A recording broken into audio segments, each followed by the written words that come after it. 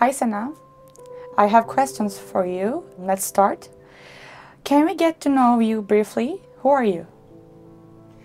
My name is Sana. I'm 20 years old. I'm from Estonia and I'm also a new Muslim. I've been Muslim for only 1.5 years. I also study in university in Estonia. I study politics and governance. How was your life in terms of faith? So I grew up in an atheist family, but at the time when I was about 11 or 12 years old, I realized that there is higher power, what we call God. So at some point, I knew that there was someone I can always talk to, I can ask for forgiveness, so I knew that God was there for me since I was early teenager. What made you question your faith? I realized that there are some things wrong in the society, and the society's expectations for people were not right. So I had the life that everyone around me was dreaming of, and I was supposed to be really happy, but I wasn't. So I realized that there is more to life, and I realized that maybe God can help me guide me to it. So I prayed to God that if there is a right way, then He would guide me to it. How did you start your research process on Islam? So shortly after I made this prayer that God please guide me, I recognized that I have a lot of Muslim friends around me. And I started asking more questions about it. I maybe searched some videos on YouTube, as do a lot of people. And I took to my hands Quran. I read few verses of Baqarah, so I understood that it was the answer to my prayer. What was the most influential factors in your decision to become a Muslim? So before, when I wasn't a Muslim, I just simply thought that Islam is a culture. And when I read about Islam and when I read the Quran, I understood that it wasn't like that. I also realized that it is probably the only book, religious or non-religious books, all combined in history, that don't have any contradictions in it, that don't have contradictions with science and so on.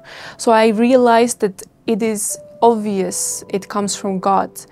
I think the Quran and the miracle of Quran itself was why I became a Muslim. And the simple teachings of Islam, they are logical and they are all true. And I think that every person, if they think about it, they can agree. How did you feel when you said the Shahada? It was very interesting day for me. First of all, it was, I said my Shahada actually not in my country. So I had to travel to another country to take my Shahada. So I was a little bit nervous and it was very exciting, and I realized that this is kind of my birthday when I'm born as a new person. And of course it's so scary because I know I have to learn so much. At the time when I took my Shahada, I didn't know a lot of things about Islam. I knew very, very little. So the only thing that I did know was that I believe in God. I know that this is the right thing to do, and I need to start studying. How did your family and your social circle react to this decision? So as for my friends, then they were super helpful.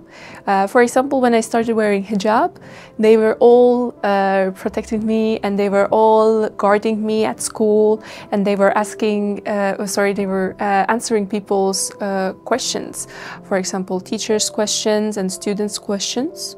So I'm very grateful that they were there to help me and to support me. When it comes to my professional life or my work life, then a lot of the opportunities that I had before, for example, I was active in politics, then those opportunities were taken away from me because of this. And my family, it was very hard to tell them. But once I managed to get the courage, I told them. And I would say that I'm very happy how things have turned out. They are not Muslims yet. Inshallah, one day they will be. But they still talk to me. They still love me, and we are still a family. How do you try to implement Islamic values within the family? It is very important that we not only know things about Islam, but we also act upon them. So when I took my Shahada, I was still a teenager, and I still maybe wanted to argue with my parents and wanted to be ironic sometimes and say some comments, but I realized that this doesn't go together with Islamic values, so I tried to be as nice as possible, as kind as possible, and I tried to give dawah to them slowly. So this is what I still try to do right now, teach them some things and be an example with my character as much as possible. Can you compare the family structure in your previous faith and the family structure in your current faith? So in atheist countries or in atheist cultures, the family structure is really different. And because people don't have one certain belief, then it really fluctuates a lot. What is really common is that people cut the ties between different family members.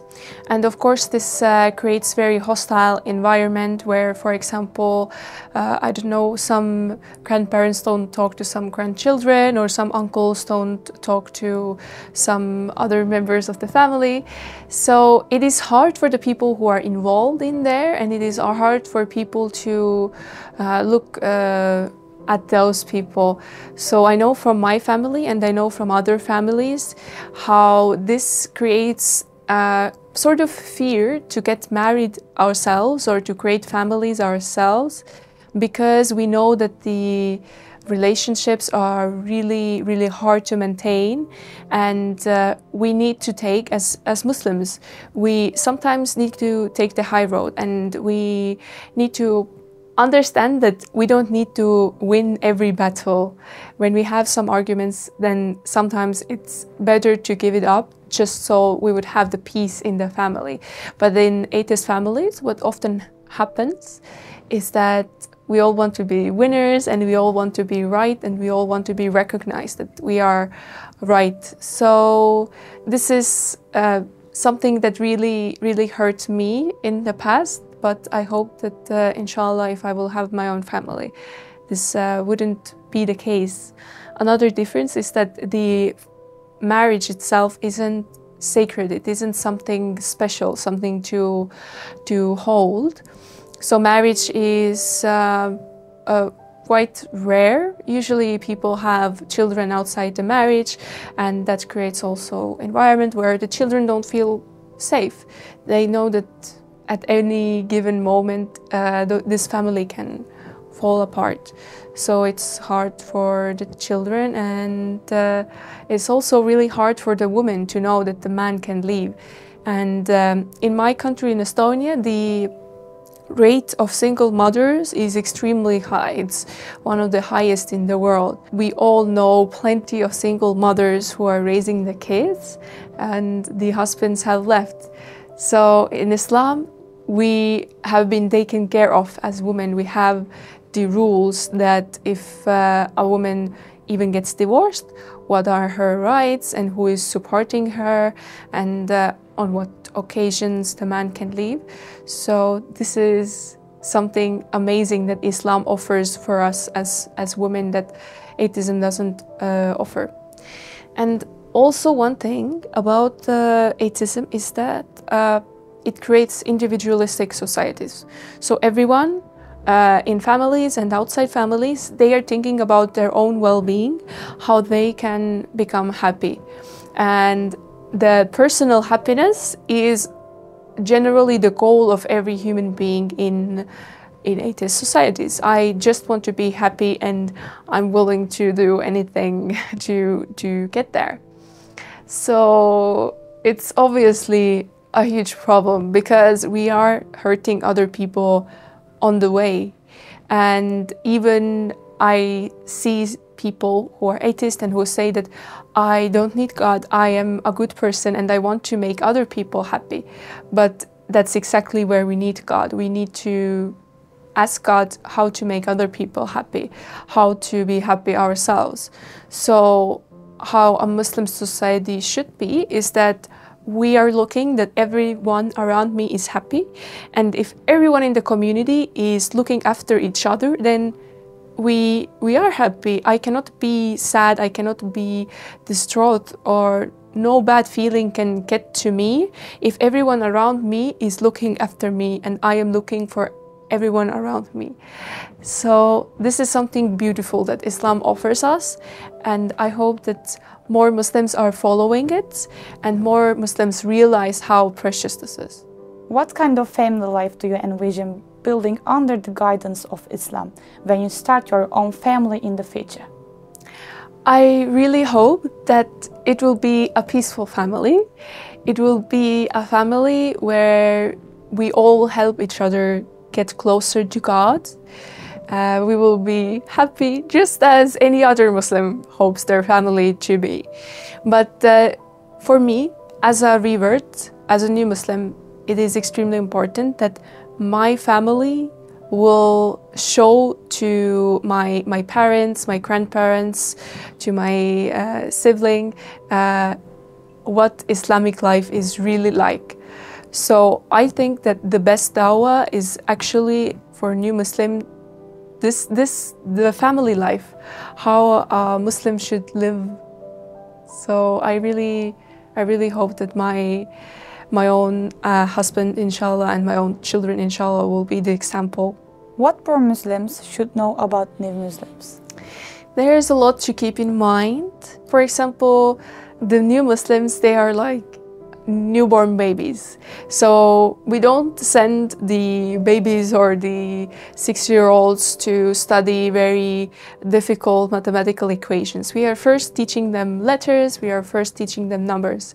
So when it comes to very new Muslims, then we should also keep in mind not to overbear them with information and to know that each one of us, we have different speed of studying. So, of course, we need to study and we need to accumulate knowledge about Islam, but it takes time. So first we need to know the basics. If there is a new Muslim, they should know maybe about the Aqidah, they should know about some simple things and then move on to other things. So what can happen is that we have a new Muslim and we are giving them a bunch of new books and a bunch of information and they get lost in it, and it seems to them that it's something too hard and I need to know all of this to become a Muslim or to be a Muslim. We need very few things to become a Muslim. First of all, we need to have the 6 pillars of faith. And when I want to be as a practicing Muslim, I need also very few things and I need to build on that. So first, when it comes to new Muslims, let's build the basis really strong and then get the knowledge about other fields of Islamic science. My suggestion also is that keep in mind those people have a past. They have a life that they had before Islam. So it is such a huge test for them, something that often foreign Muslims don't understand, that even some small thing can make a new Muslim think about the past, some experience in the past, some memories in the past. For example, a song. For a born Muslim, this is just a song, just some music. But for that who just said their Shahada, who is a new Muslim, it reminds them maybe of the time before that. And what Shaitan does is that he lets us to forget all the bad that was in the past and to remember all the good. So even when we are born Muslims, when we look back in our past, when we look at our childhood or when we look at our time in university, we remember the good parts, the high parts, but we don't remember the low parts. So when we do those things, let's focus on the future or on the present and not so much on the past and get too melancholic about what was there, because it can bring up some sins or some bad behaviors. What is your experience with hijab? So when I first said my shahada, I knew that I really wanted to wear hijab. And even before, when I wasn't a Muslim, when I was just a young teenager, I really liked hijab and I thought that it looked really nice. But I always thought that it is something I will do later in my life.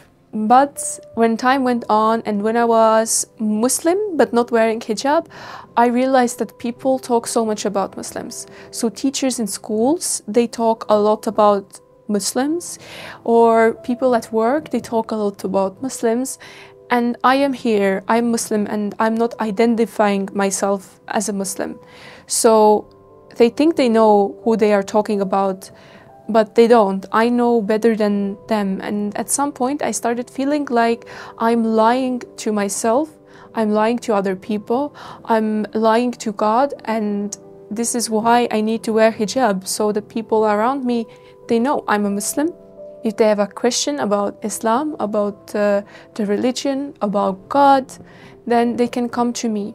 So I realized very quickly, about 2 months after my shahada, that I need to wear hijab. So then one day I went to school and I had my hijab on. So in my community, it is very closed, it is very conservative, and people have, at least most of the people, they have never seen a Muslim in their whole life. Also, another thing was that generally people knew me very well.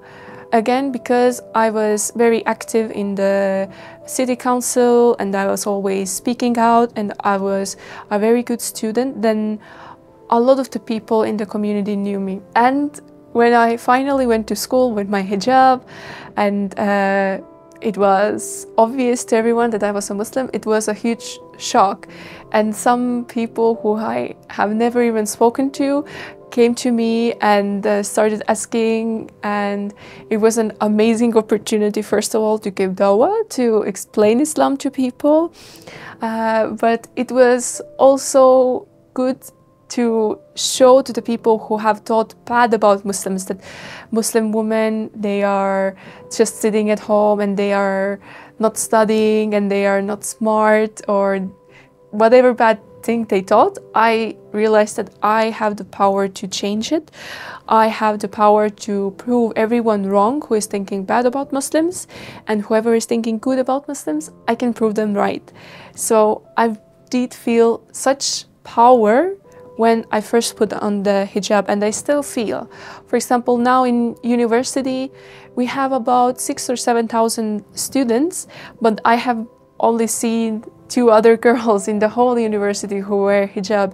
So it is so amazing to be able to represent the whole religion, 2 billion people in my school, and to wear hijab and to try our best. And it is such a big blessing to have this privilege to wear hijab. What would you give advice to new convert to Muslims?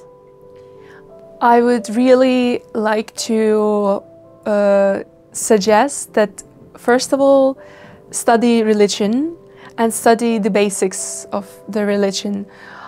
So the pillars of Iman, for example, and so on. So we need to have continuous education. We need to study every day something, even a little bit.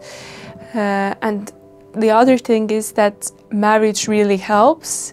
So although I am not married at the moment, I see from other new Muslims that get married early on, that it helps them, and it helps them to bring closer to God. It helps them with their own families who are not yet Muslim.